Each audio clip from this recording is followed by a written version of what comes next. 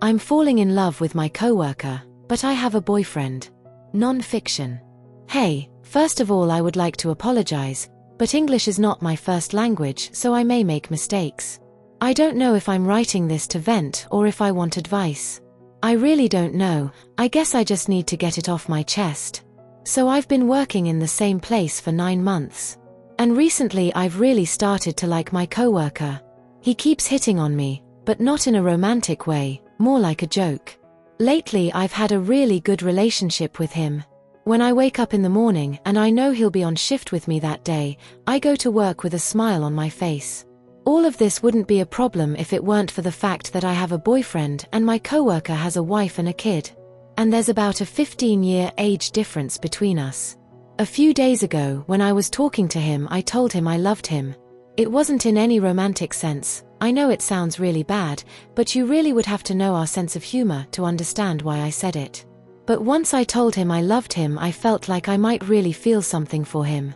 I recently found out that my coworker is quitting.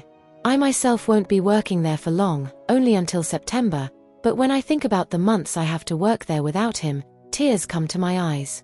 I will really miss him. To tell you the truth, I already miss him. I miss him every time he's not with me on shift. I miss him when we finish work and I know that the next day I have the day off. As I mentioned before, he is about 15 years older than me. He has a wife and a child. I have a boyfriend. I know he doesn't feel anything for me, but I can't help that I feel something for him. I really don't want to, but I can't do anything about it. He's making me wonder if I still love my boyfriend. I've never had such doubts before. We've been together for over 2 years and it's never crossed my mind that I might not feel anything for him anymore. I really don't know what to do. I won't tell my boyfriend, that's completely out of the question. I'm thinking about going to some therapy. I don't know, I really don't know. I'd like to seek help, but I don't know if it makes sense. People have much bigger problems than something like this. Please share your opinions with me. Confession 2. I'm questioning my marriage because my husband won't stop asking me to sleep with other men. We've been together for 20 years. Married for 16. We have 3 sons. About 10 years ago he started talking about how he wanted me to sleep with other men because it turned him on. I thought at first it was a fantasy thing. I get it, we all have our fantasies. And I'm absolutely no prude in the bedroom either. But he kept pushing and pushing. We'd be in the middle of the act and he'd ask me who I'd sleep with, and then tell me to text them, send them pictures. He almost obsessed with it. We'd go out to dinner and he'd ask me to pick out a guy I'd sleep with, want me to flirt with them, take them up to our hotel room, etc. I never did this, but one time it got close and it was scary. I told him that I'm married to him and I just want him.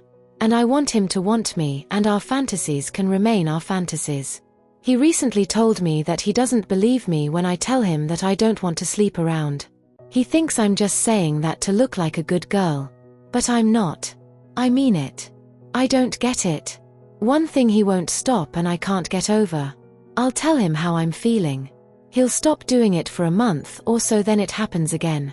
It's a cycle. It's also not like I haven't tried to please him.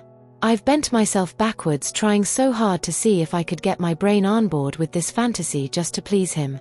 And I can't. So I've tried to do those things for him. Why can't he just stop? What is a normal sex like? I don't even remember. I'm serious, I can't remember. Also, can someone seriously describe to me what their normal sex like is like? I'm being 100% serious, I can't really remember, and I'd like to know what normal couples' experiences are like. Are fantasies involved? Is it erotic? Romantic? Both. He's also a great partner in other areas. He's a very involved dad. He cooks, cleans, works hard to provide, etc. He has great qualities, but this is a big red flag. How do I balance that out? Asterisk, it seems like all he does during his free time is watch porn and read Reddit stories about hot wives, etc. I get that people watch porn, right? But how much is too much? Confession 3. AITA for not wanting my sister to go on a trip with me and my mom. Me, F16, am a huge fan of a K-pop group by the name of Stray Kids and have been a fan since 2017, pre-debut a survival show era, and I have finally been able to afford 2 concert tickets in a city 3 hours away. My mom is the one who will be attending the concert with me because I need an adult to be able to attend. My older sister, F19, makes me hate my entire being. She is always picking at me, yelling at me, bullying me, and just outright mentally abusing me. She makes me hate my life and makes it unbearable to live with her. So my mom sprung it on me that she invited my sister and her girlfriend along for the 3-hour ride and they would just stay in the hotel room. My mom made this decision without asking me, which normally wouldn't be a problem, but I am paying for the entire trip: tickets, food, hotel room, gas, clothes, merch, etc. So yes, I am upset that my mom said she could ride with us. My mom has road anxiety and my older sister is supposedly the only one who helps calm her down. My older sister claims the front seat, so I would be stuck in the back with her girlfriend who equally abuses me. I wouldn't be able to have a day in what music plays in the car because it's not country. They would dictate what restaurant we go to. And they want a hotel with a pool so we aren't bored while you're at your stupid concert. I want this trip to be the best experience possible, and I know with her there it will be everything but. When I showed that I was upset, I got the classic "you won't even know I'm there," but she will be in the car and in the same hotel room and she can't go a minute without rolling her eyes or talking shit about me. So yes, I will know she's there. My mom called me selfish for not wanting her to ride with us because it would help her anxiety. My sister is going in February to see Hamilton for my younger sister's birthday and I'm not invited because I have to work. On my birthday she is going to the mountains with my mom, her girlfriend herself, which she deliberately planned to be on my I'm not invited, and she is going to the Renaissance with my mom and dad for their birthdays. I'm also not invited. Lastly, I am fully aware that I will cry when it's over and she will bully me for crying and tell me that I'm overreacting. So ATA for not wanted her to come. Am I being selfish? Confession 4. How I finally got to know my father. I never understood why my dad was so strict when I was growing up. Maybe it was because he had to be both mom and dad. My mom passed away when I was 3, leaving him to raise me on his own. Dad wasn't the kind of person who liked to talk about feelings, and his way of showing love was through rules and discipline. He made sure I always did my homework, was home before dark, and kept my shoes polished, little things that, at the time, felt suffocating. When I went off to college, the distance between us became physical as well as emotional. He'd call once a week like clockwork, always starting the conversation with, "How's school?" and ending it with, "Take care of yourself." I could hear the love in his voice, but we never really had much to talk about. After college, I got married and moved to a city halfway across the country. Life got busier, and those once-weekly calls sometimes turned into bi-weekly ones. I hated that we were drifting apart, but every time we talked, it felt like pulling teeth to find something to say. Then, everything changed when the Messily app became mainstream. The Messily app requires users to share a daily status about how they're doing, like "I woke up well and good."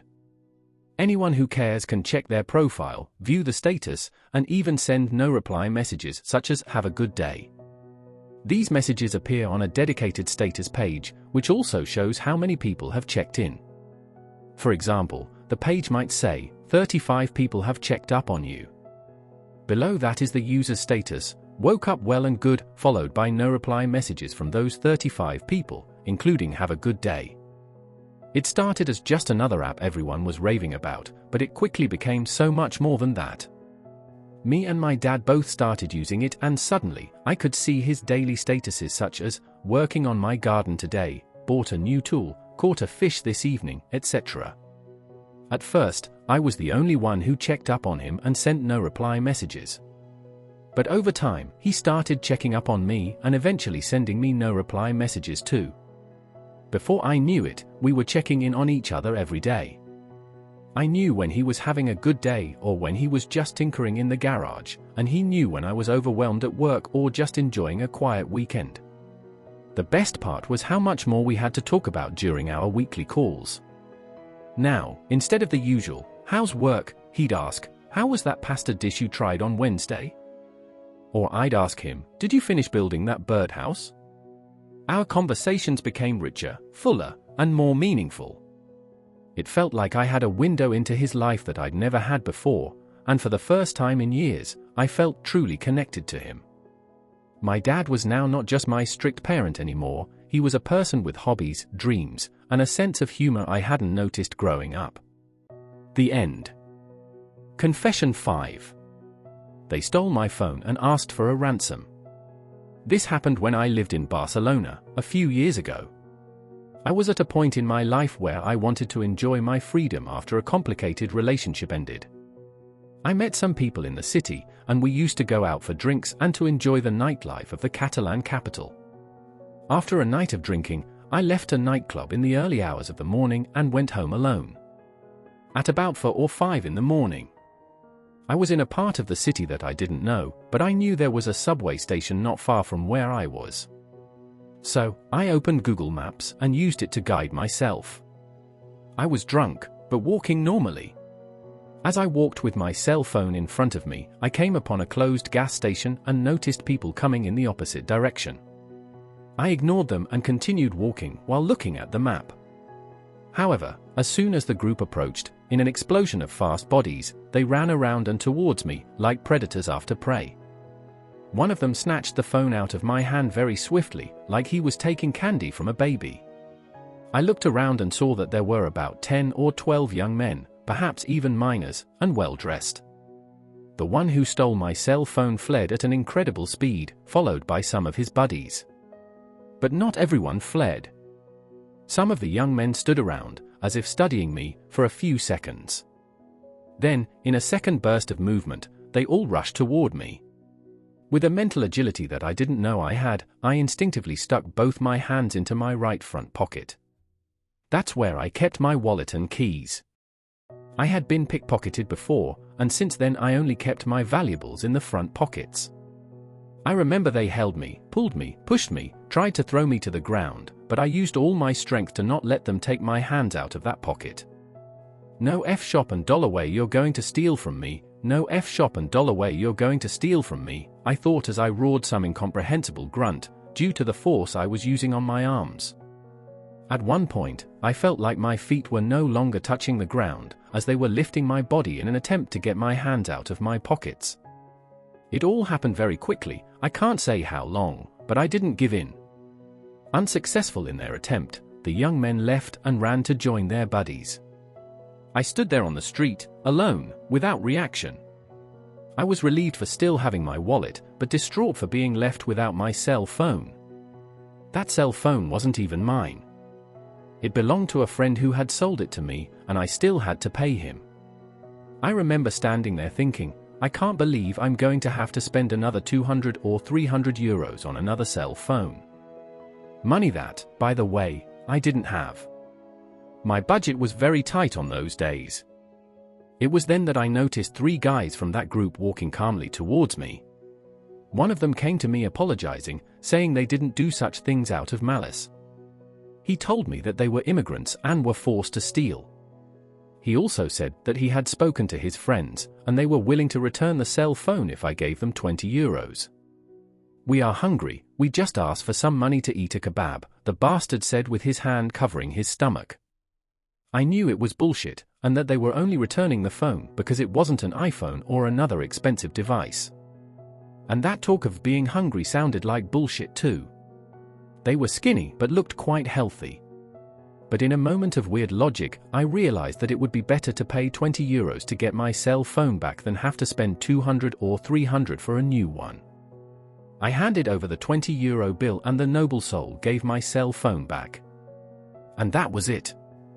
It took me a long time to process what had happened. I felt like a fool for paying to have my own cell phone back, and that was the feeling that ate me away for a long time. However, years later, with the sobriety of time on my side, I accepted that this was one of those situations in life where we have to choose the lesser of two evils.